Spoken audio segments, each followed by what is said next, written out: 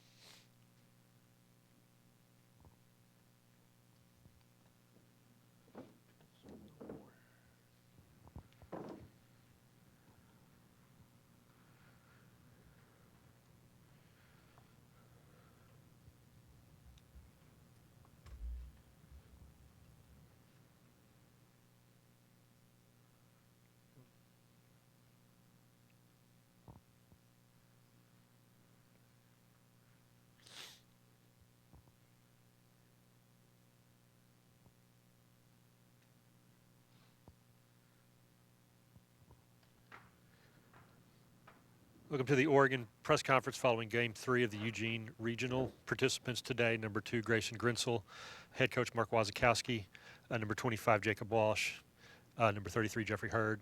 We will take an opening statement from Coach Wazakowski and then take your questions. Please state your name and affiliation when asking questions. Go ahead, Coach.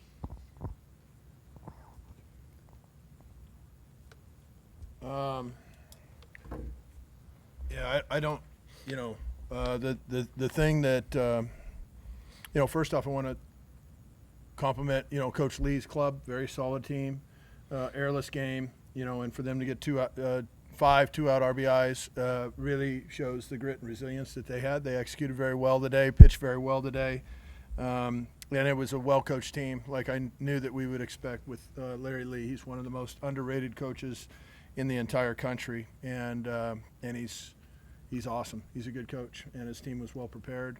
When it comes to our team, thrilled to have the chance to be able to be around, Jeffrey Hurd, Jacob Walsh, the other seniors that we had that are out of eligibility, Seth Maddox, amongst others. There's some guys that have some eligibility left, and time will tell with all that kind of stuff. But from our locker room standpoint, I love these kids. They're fantastic young men, and we just came up short today.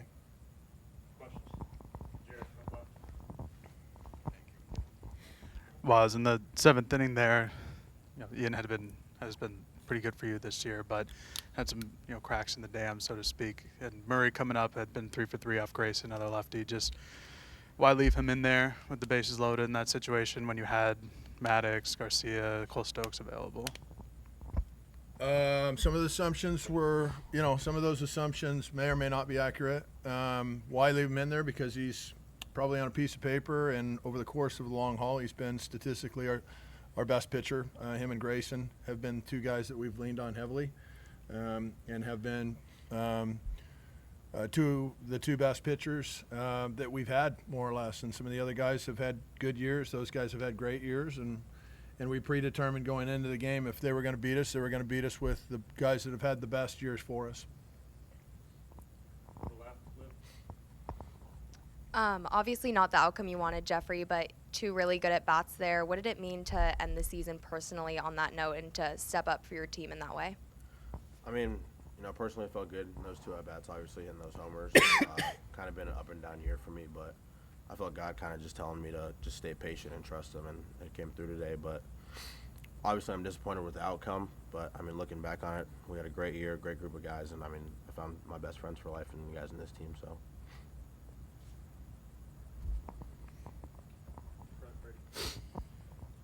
Brady Ruth, Daily Emerald. Coach, you enter the Big Ten tournament on a 10-game winning streak, finished the season with 3 straight losses. What do you think was the main turning point in the season and kind of where things started to go wrong? We got beat in 3 games in a row. I don't think it was a catastrophic collapse or something like that. We ended up losing 3 games in a row after we won a conference championship, earned a 1 seed, and and played very, very well. Had a very good year, and we came up short at the end is what happened. Why did we lose? Because the teams that played against us in the last 3 games played better in those last 3 games than we did.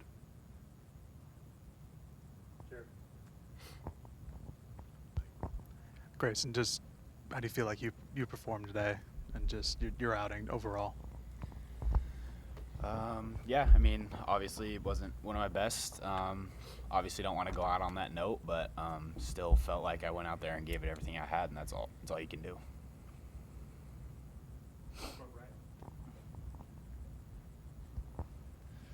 Devlin Christensen, KWVA Sports. Jacob, you're leaving Oregon with your name etched all over the record books. What did this season mean to you as a senior, and how do you reflect on your time here at Oregon? It's been pretty awesome. This staff, this school has given me an unbelievable opportunity, and I'll forever be grateful for everything they've done. And I'm just blessed to be able to, be an Oregon Duck. Anson's been pretty active today, voicing his support for you guys, being able to watch you guys. Have you guys been able to talk to him at all after yesterday? What has he meant to this team, to all of you? I mean, he's one of the best dudes I know, and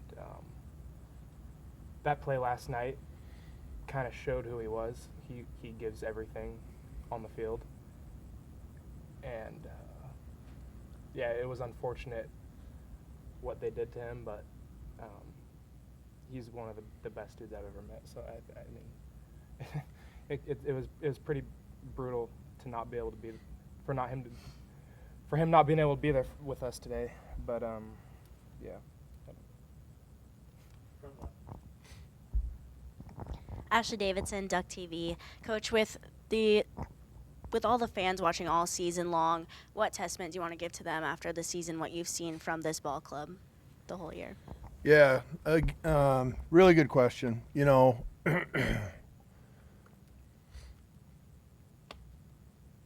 And that's one we talk about a lot as a program, right? Earning the respect of the fans. Like when we first got here, boy, it just wasn't. It wasn't what we've witnessed. Last night's crowd, today's crowd, the interest in our program 4 weeks in a row at the end of the season was sellouts for all those 4 weekends. When we first got here at the very beginning of this thing, we couldn't even get somebody to give us bats. Couldn't get a bat contract at the University of Oregon, and there just wasn't any interest in it. And now what these guys have done, that's when we first got here, they were begging us to get to a regional, basically, and now we're sitting here going, man, not enough, right? And so humbly being around these guys, what they've built and continue to build is what we wanted to show fans, and I think they're seeing a taste of it. I know there's no fans going home happy today that are Oregon fans, and there's no Oregon people going home happy, whether it's a coach or a player or anything like that.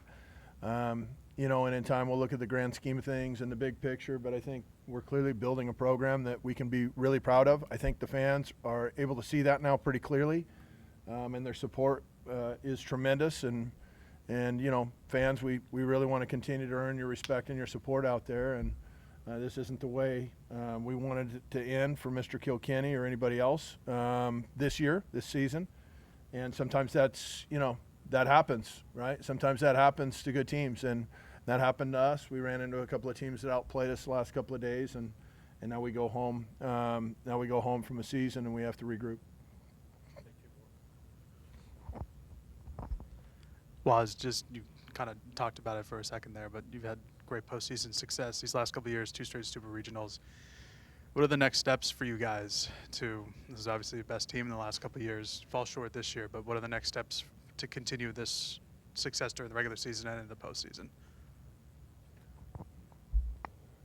Well, I mean, continuing to build a culture, right? Continue to build a program. It's a program that we're trying to build. It's not just a player. We pride ourselves in not being a transactional group.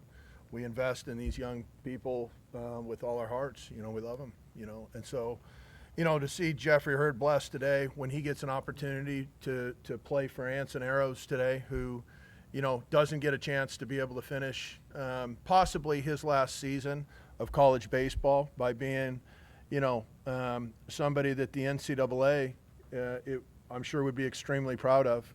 A young man who has a college degree. He was near a 4.0 student. He was our SAC representative, which is our student athlete advisory committee to the president and the athletic director.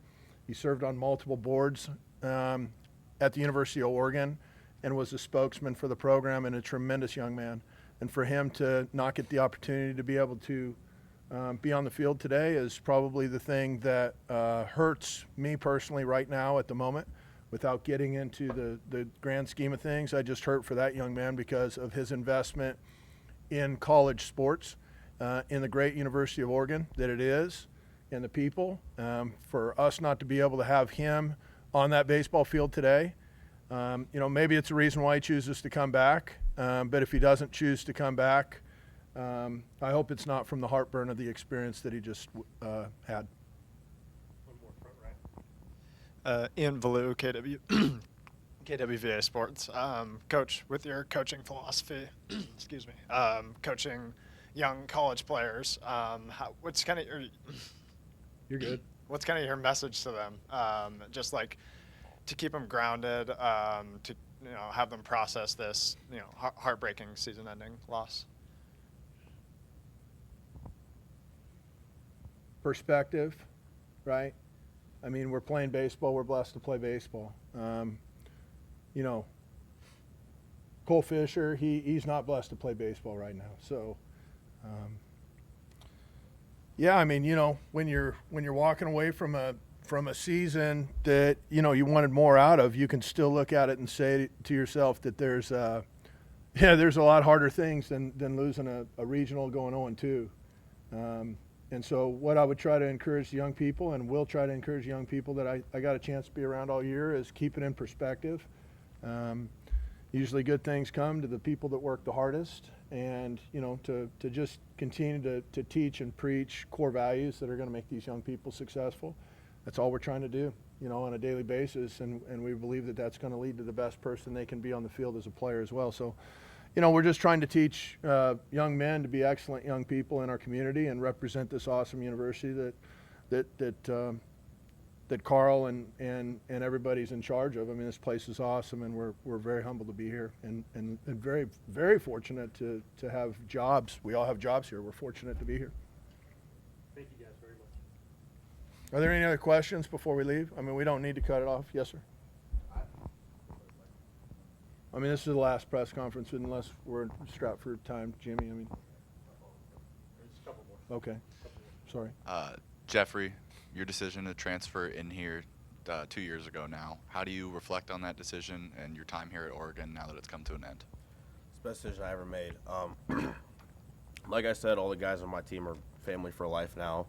But, I mean, outside of that, just the school itself, I wanted to give myself a real college experience, looking out there, sitting at football games was one of the coolest experiences of my life, just being on campus, getting close to all these guys, having 3 teammates for roommates, something I didn't have before. So, I mean, these last 2 years have been the 2 best years of my life, and I wouldn't trade them for anything. Coach, you talked about wanting to build something over the last couple of years, and I think that's kind of mirrored in Jacob, and, huge recruit when he comes on and has just continued to grow. Can you talk about kind of your relationship with him and what that's meant to you and the program over the last 4 years? Special young guy, and everybody who talks about the home runs he hits or how, how really good he is as a baseball player. I mean, I think he's a better person than anything, just really lucky that he came, and all these guys, whether it's Jacob or Jeffrey or Grayson or any of these guys, I mean, we love them, and they're special human beings. You see them in the uniform, they look big, they look strong, they're teddy bears inside. They're just awesome young people.